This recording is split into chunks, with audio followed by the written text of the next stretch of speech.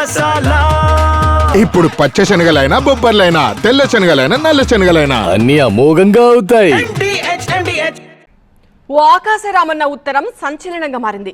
మారడమే కాదు అనేక ప్రశ్నలను లేవనెత్తింది. అందులో ఉన్న విషయాలు మనుషుల అక్రమ రవాణాకు సంబంధించినవి కావడంతో పోలీసులు వెంటనే అలర్ట్ అయ్యారు. ఈ లేఖ వ్యవహారం, అందులోని విషయాలపై విచారణ మొదలుపెట్టారు.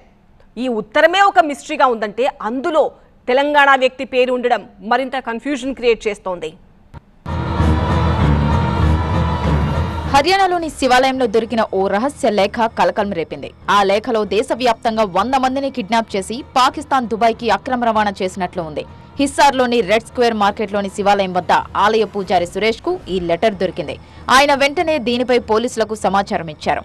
పూజారి సురేష్ శనివారం ఉదయం 6 గంటలకు ఆలయ ద్వారాలు తెరిచినప్పుడు గోధుమ రంగు కవర్లో ఓ లేఖ కనిపించింది. ఆయన దానిని తెరిచి చూస్తే అందులో సంచలన విషయాలున్నాయి. ఆ లెటర్ పై తెలంగాణలోని నిజామాబాద్ కు చెందిన ఆలకుంట సంపత్ చిరునామా ఉంది. దీంతో పూజారి వెంటనే పోలీసులకు సమాచారం అందించాడు. సంఘటనా స్థలానికి చేరుకున్న పోలీసులు లేఖను స్వాధీనం చేసుకున్నారు. అందులోని విషయాలను పరిశీలించారు. హిస్సార్, అంబాలా, గురుగ్రామ్, సిర్సా, రేవారి, గంగానగర్, అజ్మీర్, నర్వానా సహా దేశంలోని వివిధ నగరాల నుంచి 80 నుంచి 100 మందిని గుర్తు తెలియని వ్యక్తి కిడ్నాప్ చేసి దుబాయ్, పాకిస్తాన్కు విక్రయించినట్లు లేఖలో ఉంది. ఘటన తీవ్రతను గమనించిన పోలీసులు లేఖను సీనియర్ అధికారులకు అందించారు. వెంటనే ఉన్నతాధికారులు ఒక ప్రత్యేక దర్యాప్తు బృందాన్ని ఏర్పాటు చేశారు.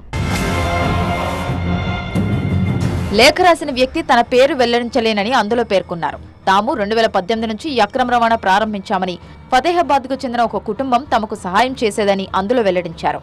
వారు లక్ష్యాలను ఎంచుకొని ప్రేమ లేదా డబ్బు లావాదేవీల ద్వారా ప్రజలను వలలో వేసుకునేవారన్నాడు. హిస్సర్ కు చెందిన సుమిత్ గార్గ్, అంబాలా వాసి దిగ్విజయ్, నర్వానాకు చెందిన నవీన్ రోహిలా, గురుగ్రామ్ వాసి అమర్నాథ్, యల్లానాబాద్ కు చెందిన వినోద్ కుమార్, అమిత్ బాగ్రే, రేవారికి చెందిన అన్షు గులాటి, గంగానగర్ కు చెందిన రోహిణి, సన్నీ, అజ్మీర్ కు చెందిన అంకిత్ శర్మ, సిర్సాకు చెందిన అనూస్, యాస్పూర్ కు చెందిన నరేష్ ను వేరే దేశాలకు అక్రమ రవాణా చేసినట్లు లేఖలో పేర్కొన్నాడు.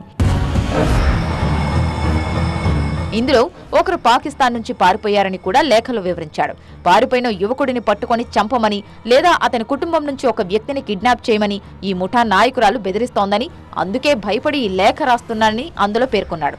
ఈ లేఖలో హిస్సార్కు చెందిన సుమిత్ గార్గ్ గురించి ప్రస్తావించడం వల్ల పోలీసులు అప్రమత్తమయ్యారు.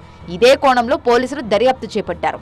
హిస్సార్లో సుమిత్ అనే పేరు ఉన్న 4-5 మంది కనిపించకుండా పోయినట్లు తేలింది. వారిలో ఎవరు అక్రమ రవాణాకు గురయ్యారో తెలుసుకునే పనిలో పోలీసులు నిమగ్నమయ్యారు.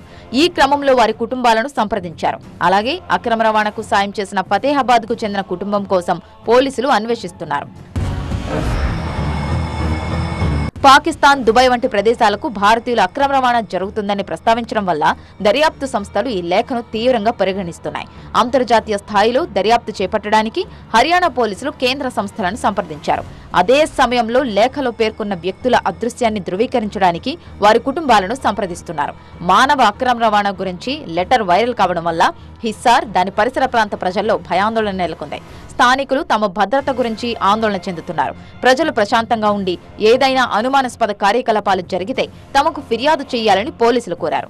లేఖ కవర్పై పేరు ఉన్న వ్యక్తిని కనుగొనడానికి ఫోరెన్సిక్ విశ్లేషణ జరుగుతోందని హిస్సార్ పోలీస్ సూపరింటెండెంట్ శశాంక్ కుమార్ సావంత్ తెలిపారు.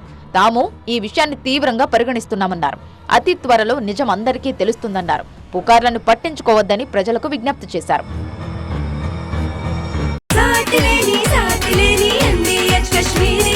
అరే తక్కువయ్యి కానీ అసలైంది వెయ్యి. MDH కాశ్మీరీ ఎర్ర మిర్చి పౌడర్.